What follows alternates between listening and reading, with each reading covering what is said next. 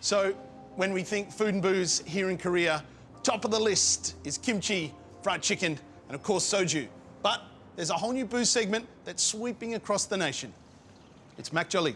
As with every new booze trend, there's an Aussie right behind it. Enter Brisbaneite Julia Mellor, the Makegeolli queen. Well, Julia, look at these creamy globules of goodness. Tell me, what is Makegeolli? It's actually pronounced makgeolli. Oh, sorry, beg your pardon.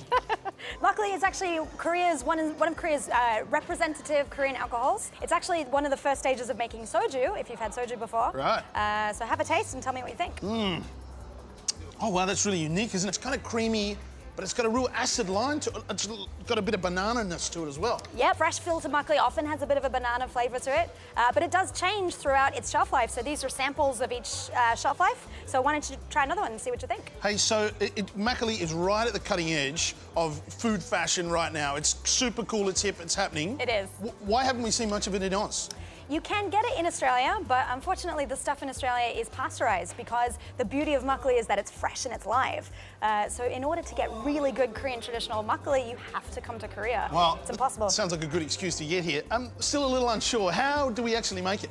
It's quite simple. It's actually traditionally always done in the home, actually. All you need to do is steam some rice, add the fermentation starter called nuruk, add some water, mix it up, ferment it, filter it, and bam, you've got makgeolli. Now, are these getting slightly more bubbly as we go towards the end? They are. You're actually in winter now, so the yeast are still eating, so they're producing CO2, so you're getting a more sour, more bitter, and more carbonated fizzy drink. Now, if we had to match it with a little bit of food, Julia, which I think we should do. Of course. Tell me, what are we eating it with? You know, I don't always like to put it in a box, but generally it does come out with pajeon, which is a Korean traditional pancake. But my personal favorite is actually pusam. It's a steamed pork belly that's wrapped in kimchi with some other condiments. It's fantastic. So makgeolli is just delicious. There's going to be aluminium tubes full of Aussies flying into Seoul. How do they get more information about makgeolli? They can contact me in any number of ways. They can contact on our website, on email. We're always on hand to teach. We do tours and things like that to help people discover makgeolli. Right, so we're going to put Julia's contact details on our website. Check it out there. Get your butts on a plane. Come over here and try this stuff. Right, let's finish it off. Let's. Cheers. Cheers.